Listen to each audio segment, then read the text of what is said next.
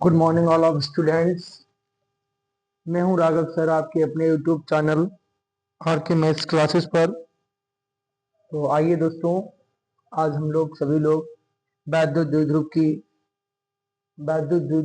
के कारण वैद्युत क्षेत्र की तीव्रता की गणना करेंगे। काफी दिनों से बच्चों का प्रॉब्लम था कि सर मुझे गणना बताइएगा, क्लास में अच्छी तरीके से मैं सीख नहीं पाता हूँ। तो मैंने आज से बच्चों को दोबारा से ऑनलाइन भी बताने की कोशिश किया है।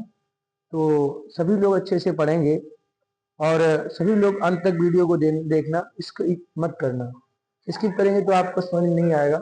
मैं आपको विश्वास दिलाता हूँ, अगर आप इस वीडियो को अच्छे से देख लेंगे, समझ लेंगे, दूसरी बार आपको फिर ये प्रॉब्लम क्रिएट नहीं होगा कि सर मुझे ये गणना नहीं आता है। क्लियर है? तो आइए हम लोग बहुत अच्छे से इसको समझते हैं और सीखते हैं। क्लियर है? देखिएगा, देखिए, वैद्युत द्विध्रुव के कारण वैद्युत क्षेत्र की तीव्रता की गणना करनी है। बेटा इसको हम दो तरीके से कर सकते हैं। कितने तरीके से कर सकते हैं? दो तरीके से। एक तो अच्छी स्थिति में, क्या बेटा? एक तो अच्छी स्थिति में और दूसरा निरक्षीय स्थिति। इसमें निरक्षीय स्थिति में इसकी गणना की जा सकती है। तो बच्चे आज हम लोग सीखेंगे, यानी दो तरीके से गणना की जाती है, अच्छी स्थिति में और निरक्षीय स्थिति में। वैद्युत द्विध्रुव के कारण वैद्युत क्षेत्र की तीव्रता किसी बिंदु पर ज्ञात की है। ठीक है, तो अच्छी स्थिति में और निरक्षीय स्थिति में दो तरीके से हम लोग गणना करते हैं अच्छी तरीके से। तो बेटा हम देखते हैं, मुझको आज अच्छी स्थिति में आज गणना करना सीखना है बेहतरीन तरीके से। तो आइए देखता हूँ, अच्छी स्थिति की शुरुआत करता हूँ। बेटा बोला द्विध्रुव, क्या बेटा? विद्युत में क्या होता है? आवेश होता है, आप जानते हैं। तो विद्युत में आवेश होता है, तो आवेश द्विध्रुव दो जगह ले नंबर, और कारण वैद्युत क्षेत्र की तीव्रता किसी बिंदु पर करनी है। तो बेटा हमने क्या किया, हमने देखो दो बिंदु ले लिया। क्या ले लिया? कोई दो बिंदु ले लिया बेटा। ये मैंने क्यू लिया, ये क्यू, ये ऋण आवेश ले लिया, एक धन आवेश ले लिया। इन दोनों बिंदुओं को आपस में मिला दिया, इसको नाम दे दिया ए और इसको नाम दे दिया बी। क्योंकि किसी बिंदु पर मुझे गणना करनी है बेटा, तो हमने क्या किया, इस बिंदु को आगे बढ़ाया। चाहिए, इसको आगे बढ़ाया, उसको मैंने पी दे दिया नाम। क्या दे दिया बेटा? पी दे दिया है। यानी आवेश क्यू और आवेश क्यू, यानी ऋण आवेश के कारण और धन आवेश के कारण मुझे पी बिंदु पर वैद्युत क्षेत्र की गणना करनी है। क्लियर बात है बेटा? समझ में आ रहा होगा आपको बढ़िया तरीके से कि हमको क्या करना है, मुझे पी बिंदु पर वैद्युत क्षेत्र की गणना बढ़िया तरीके से करनी है। तो आइए हम लोग आगे सीखेंगे बेटा। तो सबसे पहले आपको बता दूं बेटा, वैद्युत क्षेत्र क्या है? वैद्युत क्षेत्र को हम लोग ई से नोटिस करता हूं। किससे करता हूं बेटा? ई से नोटिस करता हूं। क्योंकि आप देख चुके होंगे बेटा, हमने वैद्युत आवेश का वो कूलम का नियम पढ़ा है, उसमें हमने एफ का फार्मूला सिद्ध किया है। तो उसमें एफ ई बराबर एफ, हम पिछली क्लासेस में प्रूव कर चुके हैं कि ई बराबर एफ कैसे होता है। और मैंने इस कूलम का बल का फार्मूला पढ़ा बेटा, क्या होता है? 1/4πε0 into Q1 into Q2 upon r square. इसमें बच्चे आर क्या होता है बेटे? इसमें आर दूरी होता है। क्या होता है बेटा? आर दूरी इसमें होता है। क्या होता है भाई? आर इसमें दूरी होता है। उम्मीद करते हैं आपको बढ़िया तरीके से समझ में आ रहा होगा, बहुत अच्छी तरीके से आपको बेहतरीन तरीके से समझ में आ रहा होगा। बिल्कुल भाई। तो आर क्या होता है बेटा? यहाँ पे आर जो होता है बच्चे वो दूरी होता है। क्या होता है? आर दूरी होता है इसमें। तो देखिएगा आगे, तो चूंकि मैंने कहा ई बराबर एफ है, तो आराम से हम लोग क्या करेगा, तो यही फार्मूला हो जाएगा, ई बराबर 1/4πε0 into Q1 into Q2 upon r square. हो जाएगा फार्मूला? नहीं हो जाएगा भाई? कन्फर्म हो जाएगा ना? बहुत बढ़िया। अब देखो बेटा, धन आवेश के कारण पी बिंदु पर गणना करेंगे पहले हम। सही है, तो धन आवेश से जब क्यू पी पर जाएंगे तो कोई विद्युत क्षेत्र बनेगा। तो मैंने उसको E1 मान लिया। क्या मान लिया बेटा? E1। आर क्या है? दूरी है। क्या है भाई? दूरी है बेटा। तो देखिए क्या करेंगे हम लोग, अब मुझे धन आवेश के कारण निकाला, तो आप लिखेंगे धन आवेश के कारण, आवेश के कारण, कारण पी बिंदु पर, किस पे बेटा?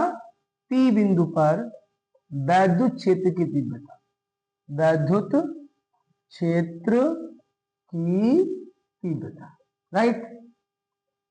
तीव्रता हम निकालेंगे वैद्युत क्षेत्र की तीव्रता, राइट? तो देखिए भैया पी बिंदु पर धन आवेश के कारण निकाल रहा हूं, तो ये फार्मूला हो जाएगा बच्चे, E1 इज इक्वल टू क्या हो जाएगा, E1 is equal to 1/4 pi epsilon not into Q1 into Q2 upon R square. बोलो अब R क्या है बेटा, दूरी है। तो भाई इस धनावेश के बाद P पर करना, इतना ही दूरी लेना पड़ेगा। तो बेटा इनके बीच की दूरी, इसके बीच में O ले लो, इसके बीच का दूरी L है, इसके बीच का दूरी L है, यानी कुल दूरी कितना है बेटा, यहाँ पे कुल दूरी है 2L। कितना है बेटा, 2L। तो यहाँ पे इतना L और ये इतना L, और यहाँ से और यहाँ तक का जो दूरी बेटा है कुल मिलाकर के वो है R। क्या है बेटा, R। क्या है बेटा, R है।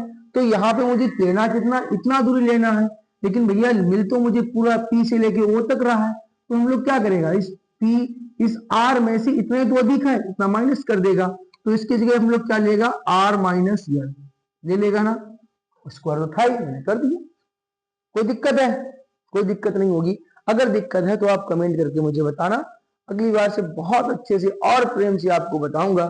सही है, अगली बार देख लिए क्वेश्चन को। तो इतनी बात समझ में आ गई ना, इसको समीकरण नंबर आप फर्स्ट मान लीजिए, राइट। अब मैं क्या करूंगा बेटा, क्यू के कारण किया, क्यू माइन ऋणावेश के कारण भी तो करना पड़ेगा, राइट।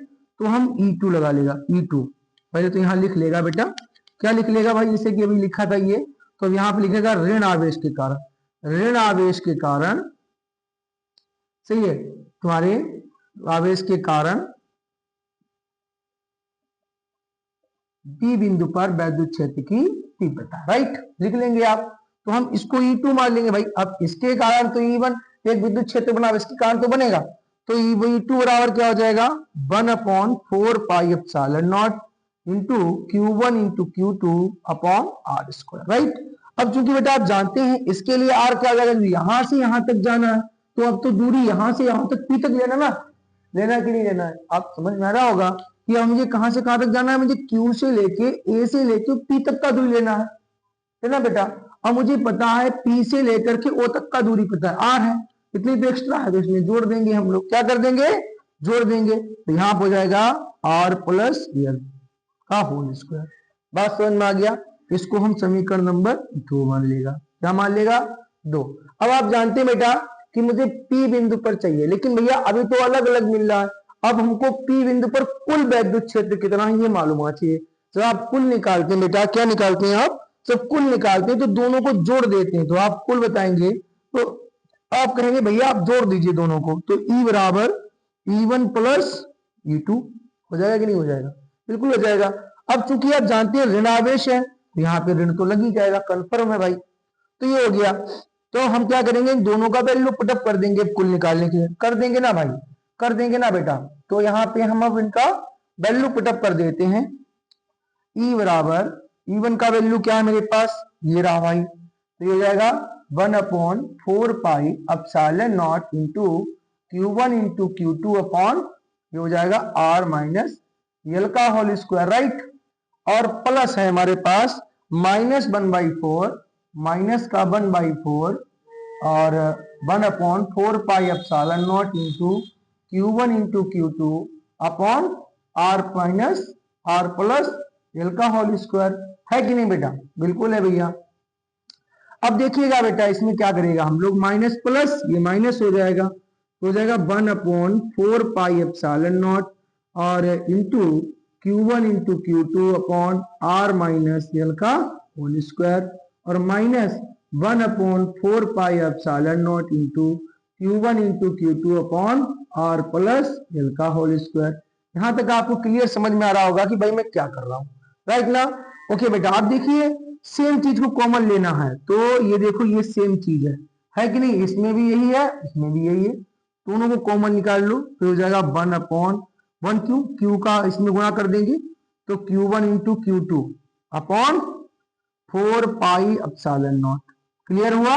इंटू यहाँ कुछ नहीं बचा तो यहाँ पे 1 ले लेंगे, 1 अपॉन क्या हो जाएगा आपका 1/R माइनस L का होल स्क्वायर और माइनस यहाँ भी 1 बचेगा R प्लस L का होल स्क्वायर। क्लियर हुआ ना भाई। अब हम जानते हैं बेटा हमने छोटे पे सीखा था 3/4 और 4/8, तो क्रॉस मल्टीप्लाई 8 का 3 में 3 अट्ठा 24 प्लस 4 का 4 में 16 और 4 अट्ठे 32, ऐसे ही तो पढ़ा था ना।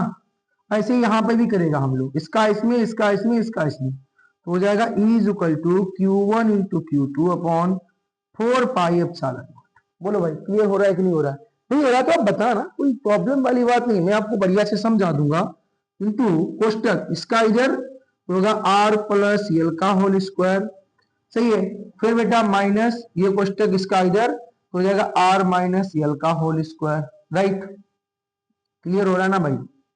इसका होल स्क्वायर हो जाएगा ना, तो अपॉन में क्या हो जाएगा बेटी, अपॉन में क्या हो जाएगा, इसका इंटू हो जाएगा R माइनस यल का होल स्क्वायर, और ये हो जाएगा तुम्हारा R प्लस यल का होल स्क्वायर। बोलो भाई कोई दिक्कत है? नहीं दिक्कत है। अब देखो बेटा यहाँ पे आपने फार्मूला पढ़ा होगा a प्लस बी का होल स्क्वायर, पढ़ा होगा ना। ये क्या होता है बच्चे, ये होता है ए स्क्वायर प्लस में बी स्क्वायर प्लस 2ab होता है ना। अब आप इसको a मान लीजिए, इसको b मान लीजिए, ओपन कर दीजिए इसको, तो ये हो जाएगा। चलो थोड़ा इसका स्क्रीनशॉट ले लो, जगह नहीं बची तो मैं इधर जगह थोड़ा सा तुमको समझा दूं अच्छे से, वहां डेरिवेशन अच्छे से समझ नहीं आएगा। ले लिया ना भाई? चलो समझा देता हूँ बढ़िया तरीके से इसको मैं, इधर से बढ़िया से समझ में आ जाएगा आपको, जबरदस्त, कोई टेंशन नहीं लेना है। तो देख लिया बेटा, इधर से हम लोग क्या करते हैं, इसको मल्टीप्लाई तो खोल देंगे इसको मैं, E is equal to 1 upon 4 pi epsilon not into Q1 into Q2 है से बेटा। तो ये हो जाएगा आपका, ये हो जाएगा R स्क्वायर ए स्क्वायर प्लस में बी स्क्वायर प्लस 2ab, क्या हो जाएगा 2ab, यानी R plus R into L. फिर आ गया बेटा, देखो ये माइनस का है, माइनस कोष्टक, आपने और एक फार्मूला R प्लस यल का होल स्क्वायर, सही है, आपने पढ़ा होगा यहाँ पे देखिए R माइनस यल का whole square a minus B का होल स्क्वायर पढ़ा होगा। ये होता है A square minus B square वो plus B square minus 2ab होता है ना। तो इधर भी आप इसको मान लीजिए माइनस बी, इसको भी थोड़ा सा मिटा दूंगी क्योंकि मुझे दिक्कत ना हो भाई यहाँ पे समझाने में। क्लियर बात है ना? चलो मैं समझा रहा हूँ। तो ये हो जाएगा, देखो बेटा R स्क्वायर प्लस यल square minus 2ab 2RL, clear ना बेटा, राइट। और नीचे क्या आ जाएगा भाई, आपने एक फार्मूला पढ़ा होगा ए स्क्वायर माइनस बी स्क्वायर बराबर क्या होता है ए प्लस बी और ए माइनस बी, पढ़ा है ना बेटा, अच्छे से बिल्कुल पढ़ा होगा। तो इसको आप ए मान लो, इसे आप बी मान लो, राइट। तो ये क्या बन जाएगा R स्क्वायर और माइनस यल स्क्वायर का होल स्क्वायर, बन जाएगा नहीं बन जाएगा? बिल्कुल बन जाएगा, करके देख लेना, समझ में आ जाएगा बढ़िया तरीके से। क्लियर बेटा, क्योंकि ए और बी का है तो इसके अंदर स्क्वायर स्क्वायर है दोनों पे, तो ये स्क्वायर हो गया, एक डबल स्क्वायर हो जाएगा, 2 बार है ना, इसलिए गुणा करके आएंगे तो समझ में आ जाएगा, बढ़िया तरीके से करेंगे, देखिए। वरना अभी लास्ट में मैं आपको समझा दूंगा कि हाउ टू पॉसिबल ये कैसे करते हैं। क्लियर है ना, बढ़िया समझ में आ जाएगा। तो देखिए बेटा ये हो गया हमारे पास, तो इसको देखेगा हम E1, E बराबर क्या हो जाएगा बच्चे, इसको ओपन करेगा R स्क्वायर प्लस यल square plus 2RL, okay, minus ये माइनस हुआ तो ये R square minus plus minus यल स्क्वायर माइनस माइनस प्लस हो गया 2RL, ओके। तो ये हो जाएगा मेरे पास बच्चे, ये नहीं लिखा मैंने थोड़ा सा, इसको E बराबर Q1 into Q2 upon 4 pi epsilon not into Q, right. तो ये नीचे हो गया मेरे पास, इसका गुणा हो जाएगा तो R की पावर 4 माइनस L की पावर 4 हो जाएगा। क्लियर है ना? हो जाएगा भाई, बिल्कुल हो जाएगा। आगे समझेंगे बेटा हम लोग। तो देखिए बेटा हम लोग, ये प्लस का है, ये प्लस ये माइनस कट गया ना, ये प्लस ये माइनस कट गया ना, ये प्लस जुड़ जाएगा, तो ये हो गया E is equal to Q1 into Q2 upon 4 pi epsilon not. Clear? नीचे क्या बचा ऊपर 4RL अपॉन क्या बचा R का पावर 4 माइनस L का पावर 4। क्लियर है? अब देखिए बेटा इस जो Q1 Q2 है, Q1 और Q2 है, ये पूरा Q के बराबर हो जाता है। दूसरी चीज क्या है बेटा, हमने पीछे क्लास में पढ़ा है कि P इज इक्वल टू वैद्युत द्विध्रुव बराबर क्या होता है 2QL होता है। क्या होता है बेटा 2QL, पढ़ा है बेटा। यहाँ पे देखिएगा तो ये तुम्हारा क्या हो जाएगा 2 दूना 4, कितना हो जाएगा ये 2 दूना 4, मैं करके दिखाता हूँ। E बराबर, और बेटा यहाँ पे दूसरी चीज क्या है कि जो यल है, यल R जो है बेटा यल से बहुत बड़ा है, बहुत बड़ा है यल से, इसलिए यल बराबर क्या ले लेंगे 0 ले लेंगे। क्या ले लेंगे 0। जब जानते हैं 0 हो जाएगा तो सिर्फ R बचेगा, तो ये हो जाएगा 1 upon 4 pi epsilon not into, अब ये Q हमने पूरा Q मान लिया तो इसमें गुणा कर जाएगा जाके, तो हो गया 2 इंटू 2 और into Q into L into R, right, into Q into L into R. हो गया कि नहीं? सबके बीच में इंटू लगा दिया, नीचे क्या बचा? आर की पावर 4, राइट। अब देखिए बेटा, अब आप समझेंगे 1/4 पाई एप्सिलॉन नॉट इंटू, आप जानते हैं 2QL क्या बन जाएगा? P, तो 2P बचा, 2PR अपॉन क्या हो गया? R की पावर 4। आपने देखा बेटा यहाँ पे R 4 है, यहाँ पे R 1 है, तो यहाँ पे हम इसको लिख सकते हैं R³ बचे इंटू R, R से R कट जाएगा तो एक पावर कम हो जाएगा, R का पावर 3 बचेगा, तो ये बराबर 1/4 पाई एप्सिलॉन नॉट इंटू ये हो जाएगा 2P अपॉन R की पावर क्यूब। बोलो भाई, उम्मीद करते हैं आप सबको बढ़िया तरीके से समझ में आया होगा। ये मेरा पूर्ण रूप से प्रूव हो गया कि वैद्युत द्विध्रुव के कारण वैद्युत क्षेत्र की तीव्रता किस तरीके से की जाती है। इतनी इजी तरीके से मैंने आपको बताया बच्चे कि आपको कहीं भागने की जरूरत नहीं है। एक बार देख लेंगे आप, जिंदगी में कभी नहीं भूलेंगे। 1 से 2 बार देख लेना, अगर फिर भी प्रॉब्लम रह जाए तो कमेंट कर देना, बढ़िया समझा दूंगा। अगर आप सभी लोग कमेंट करके बताएंगे तो मैं निरक्षीय स्थिति पर भी अगला वीडियो आपको बनाकर शेयर करूंगा। ओके दोस्तों, मिलते हैं अगले वीडियो में बेहतरीन एक्सपीरियंस के साथ। Thank you.